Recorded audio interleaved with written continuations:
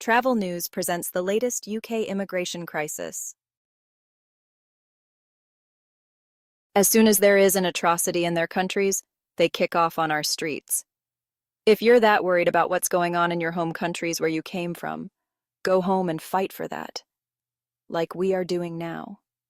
We are fighting for Britain and fighting for British values, British culture, and the British way of life. If you don't like that, don't live here. And all the major cities now are coming under control. The drugs are under control, the street level, the prisons, all under control of Islam and Islamic jihadist gangs. All of them. So it's not like it. All of them. Every major city now, the criminals and gangsters that control it are the Muslim extremists and the Muslim gangs. And whoever controls the streets controls the town. But this isn't a new problem.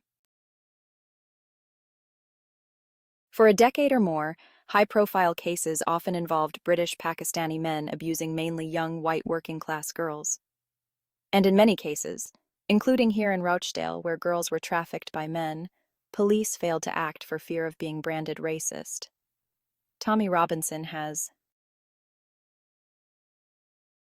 long been a vocal critic of the influence he believes certain Muslim groups, particularly extremists, have over major cities in the UK. He argues that in many of these cities, control of the streets, drugs, and even prisons has shifted into the hands of Muslim gangs and jihadist groups.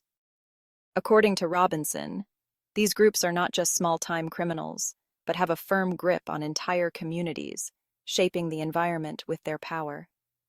In his eyes, the situation is clear. Control of the streets means control of the community, and the rise of these Muslim gangs represents a serious threat to the safety and culture of these cities. While his perspective resonates with some, it remains highly controversial and continues to stir debate about the real extent of the problem and the dangers of such a.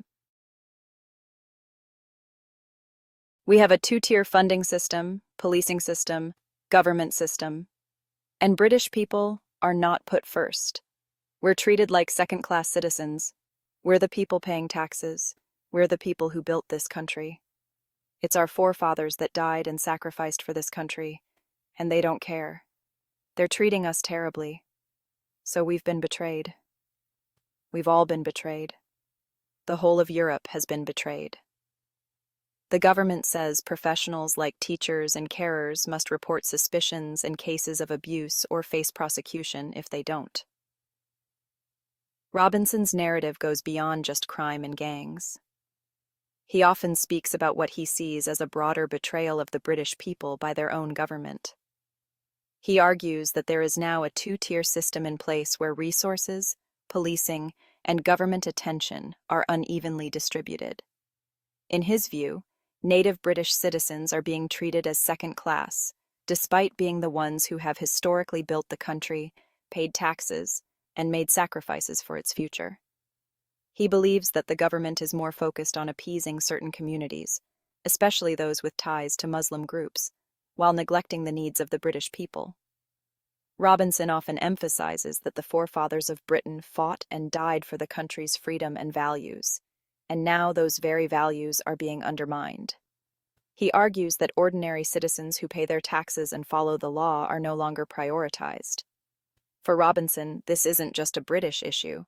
He sees it as a Europe-wide crisis. He claims that the whole of Europe has been betrayed, with leaders choosing to turn a blind eye to the cultural shifts and rising influence of Islamist groups.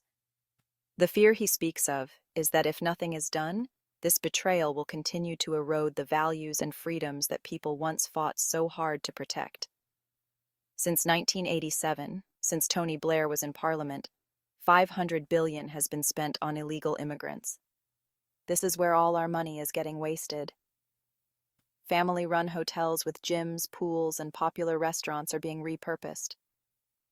But last month, without much notice, all bookings were suddenly canceled, and all the signs to the hotel were covered over because the owner had signed an exclusive contract with the Home Office to use the hotel for asylum seekers. And that's what we're seeing. The inability by the police to deal with any of these problems or the government. They're all scared, They're paralyzed with fear. They're paralyzed to tackle the rape of children. They're paralyzed to tackle any of the criminality that comes out of this community. That's how powerful political correctness is. We know that in the UK they allowed a whole generation of our daughters to be raped and kidnapped. It sounds unbelievable. Some of the things I say sound unbelievable, but entire police forces, 65 different police forces, let young girls get raped. And the reason they didn't prosecute or arrest the men was because they were fearful of being branded racist. That's the power of it. The power, it's insane. Robinson's statements may sound extreme or hard to believe, but he insists that the scale of neglect and cover-up is shocking. He believes that this fear of being branded racist has paralyzed the authorities, allowing a generation of young girls to be harmed without justice. For him, this is a sign of how deep the problem runs, and how much power political correctness has over the justice system. Robinson often refers to the grooming scandals in the UK where young girls were abused, and in his opinion, entire police forces failed to act. He points out that 65 different police forces allowed this to happen, and the reason for their inaction, he argues, was fear of being labeled as racist. To him, this fear of political correctness has given these criminals too much power, and it has led to a systemic failure to protect vulnerable people. They're doing that so that everybody votes Labour or Sir, which is the same body. They just shuffle about the people so that they stay in power. That is what's happening in our country. We need to stop here. We need to stand up and unite. An English person here could be sitting, living at your mom's on the sofa, waiting on a housing list for 5 years. Yeah, a migrant will come in, and he'll get preferential treatment straight away as a refugee, as a vulnerable refugee. So they get housing first, they get benefits. If they come in straight away, they get put in a hotel, 3 meals a day, heating. Like people in our country are having to leave the heating off in winter because they can't afford the heating bills. They're all in 4 or 5-star hotels, and they get allowances, they get money, they get everything. They get everything. Make a preferential treatment come from those pieces from Pakistan. I've seen it all across the world. Yeah, it's a migrant wave. It's not just one area. It's coming from war-torn countries. But we can't take all of the responsibility and none of our own. We have to look after. You've got to fix your own house. This perspective resonates with those who feel overlooked or frustrated by the current immigration policies, claiming that the government is more focused on taking care of migrants than addressing the needs of the British people. For Robinson, this is just another sign of how the country's priorities are misplaced, leaving many citizens feeling betrayed and neglected. Robinson paints a picture where migrants classified as vulnerable refugees are given access to free accommodation, often in hotels with full meals and heating. He contrasts this with the reality faced by many locals who are struggling to afford basic living expenses, like heating their homes during the winter. He believes that the system is unfair, with British citizens being treated as second class compared to newcomers who, in his view, receive everything upon arrival. You have a scary thing. You see, these migrants, they organize themselves in a military fashion for voting. So the Democrat Party, for example, look, the Labour Party here, they just replaced us. White working class started aspiring to be better, and then voting conservative or turning into Republicans. They're not happy about that, so then they replace them. They replace them with a loyal vote bank, and they do deals. So in my hometown of Luton, 2013, when we had 20 mosques, the local leader of the Council of Mosques just does a deal with the Labour Party for 40,000 votes. They can sit down with the leader of all the mosques and know in that town they've got 40,000 votes. So you're all fighting for votes, you're doing all these campaigns, the mosque will just tell them who to vote for. Literally, they come, this is who you're voting for.